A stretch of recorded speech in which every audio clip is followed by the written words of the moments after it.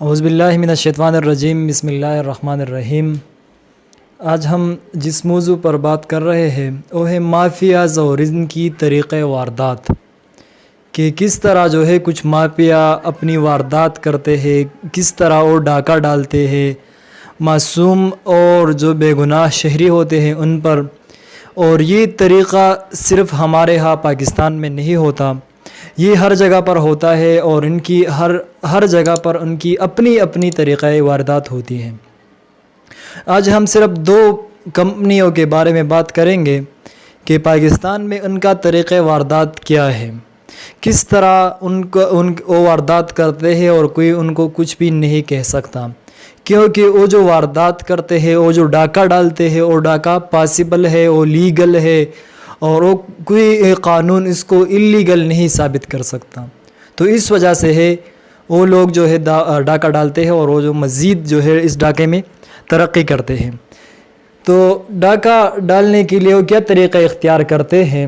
آج کل 2019-20 میں ایک پالیسی پاس ہوئی تھی سلیبز اینڈ ریٹ کے نام سے۔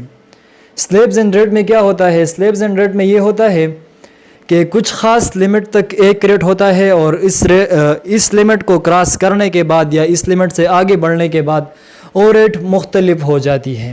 میں آپ سے بجلی کا اور گیس کی جو مافیاز ہے یا ان کی جو کمپنیز ہے، اور وہ جو جس طرح سے مجبور انسانوں کا ان کو لوٹتے ہیں اور ان سے مال کلیکٹتے ہیں، پیسے اکٹھے کرتے ہیں غلط طریقے سے، آج ہم اس دو پر بات کریں گے۔ تو گیس سوئی نادرن گیس والوں نے کیا کیا؟ انہوں نے سلیب ریٹ متعارف کرایا۔ سلیب ریٹ جو ایک ہے وہ کتنا ہے؟ وہ 272 روپے ہے۔ پہلا سلیب ریٹ 272 روپے ہے۔ اس کے بعد دوسرا سلیب ریٹ آتا ہے وہ 1257 روپے ہے۔ اس کے علاوہ تیسرا آتا ہے 4570 روپے کا سلیب ریٹ وہ فکس کر دیتے ہیں۔ اس طرح 9125 روپے کا سلیب ریٹ ہے ان کا، اور 5ویں نمبر پر 18227 اور 6 نمبر پر 18290 روپے کا سلیب ریٹ انہوں نے مقرر کیا ہے۔ اب ان ریٹس کو دیکھیے تو ان ریٹ میں کیا ہوتا ہے کہ ان میں بہت زیادہ فرق ہے، ڈیفیسٹ ہے، جو درمیانی گیپ ہے وہ بہت زیادہ ہے۔ کس طرح زیادہ ہے؟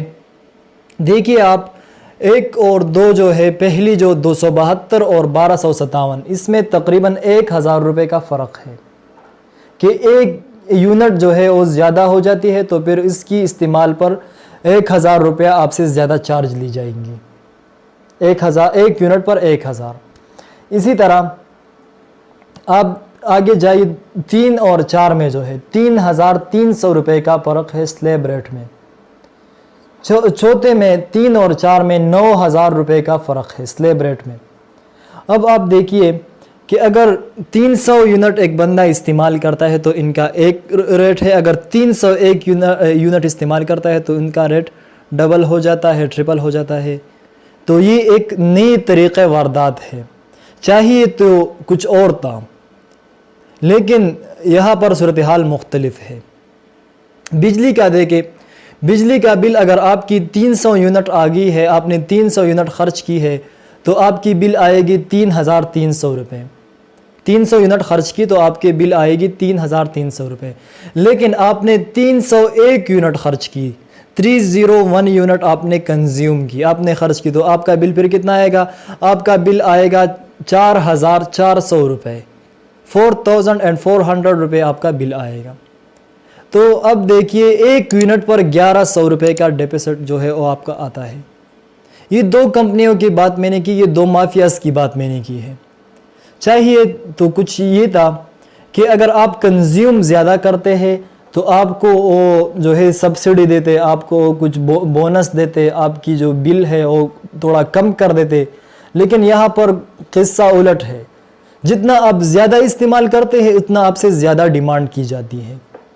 اور اگر یہ حکومت کی پالیسی ہے، اسی طرح سلیبز اینڈ ٹیکس یہ بھی ایک پالیسی متعارف کرائی گئی ہے پاکستان اور انڈیا میں۔ انڈیا میں آج اسی سال 2020 میں وہ متعارف کرائی گئی، اور پاکستان میں 2019 میں متعارف کرائی گئی تھی۔